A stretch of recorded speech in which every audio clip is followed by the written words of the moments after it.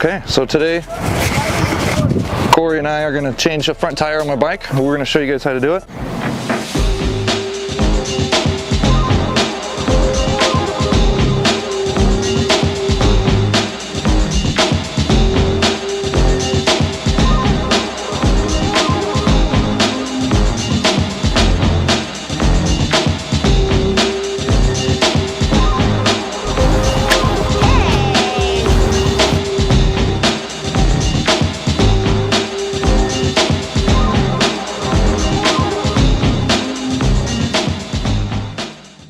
Got this demolition tire that I got from 503 BMX, and we're going to throw this bad boy on. So what we need for this is we have a 17mm wrench and an extensions because I have a peg. We're going to let the air out, which Corey already did. We got a bike pump here. I've got a new tube and I've got a new tire. So let's get started.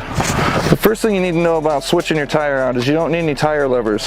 When you use tire levers to take your tire off, a lot of people want to slide it, and that can cause a tear in your tire and your tube if you're trying to save your tube. In this case, we're not saving our tube.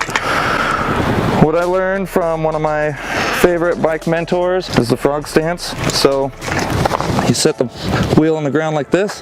Hopefully you guys can see me. This looks ridiculous. We're going to start on the valve stem because that's the thickest area there, and we're going to put all the slack, we're going to push all the slack of the tire to the bottom of the wheel. And if you say ribbit or think frog, it'll work.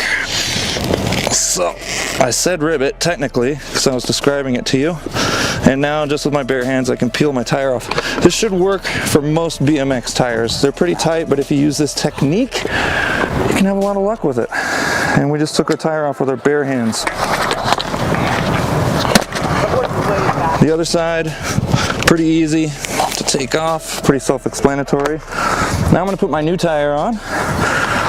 My peg is on the left side, my valve stem is up, so I want to understand the direction that my tire goes, and I like for my bikes to be aesthetically pleasing, and so I'm going to put the Demolition logo right over where my valve stem goes, just like this. I just started riding. Now I'm just going to put one side of my tire on.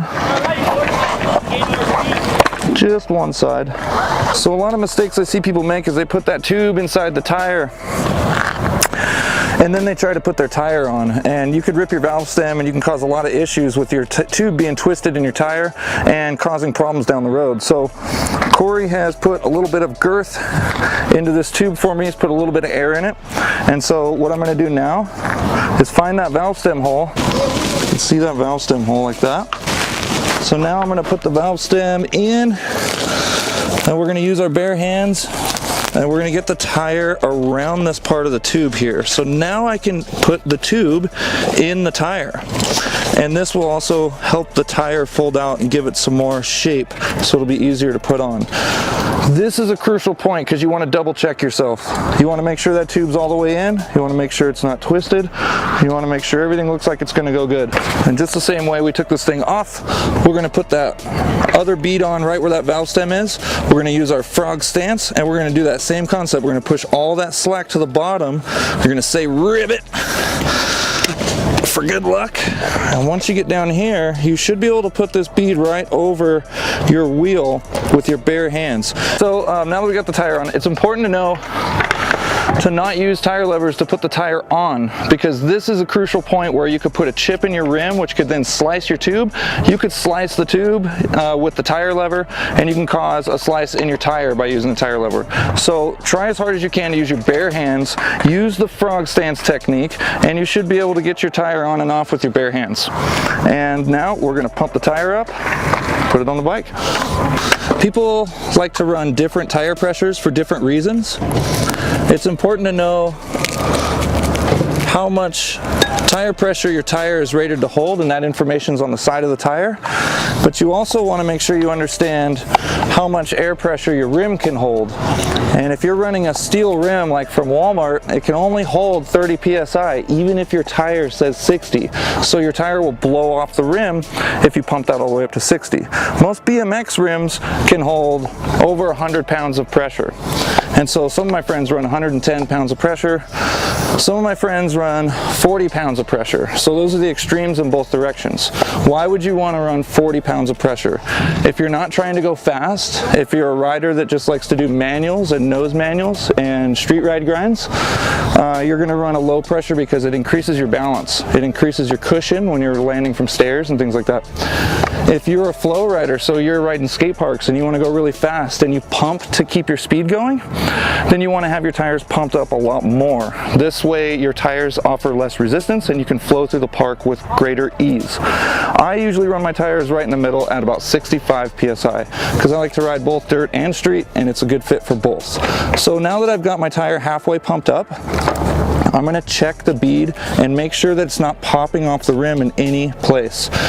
There's a way that you can see that your bead is on evenly. You just have to look at your whole tire and make sure that little line is poking out perfect on all parts of the rim. So now I'm going to finish pumping my tire up and we should be good to go. What I want to show you guys is that all I really needed was the tools needed to take my wheel on and off my bike and a pump to inflate my tube. Anything else I do is with my bare hands. This can reduce all sorts of risk. Special thanks to 503 BMX for hooking up this tire so we can make this video for you. If you're in the Portland area and you have not done so yet, please go to 503 BMX, buy a product or two. If you're in Portland and you love me, go to 503 BMX bike shop on Powell, buy something for me, and then mail it to me, and I'll give you a shout out. Make sure to check out the website, leviword.com. Pick yourself up a Coach Levi shirt and a signature Survive hat.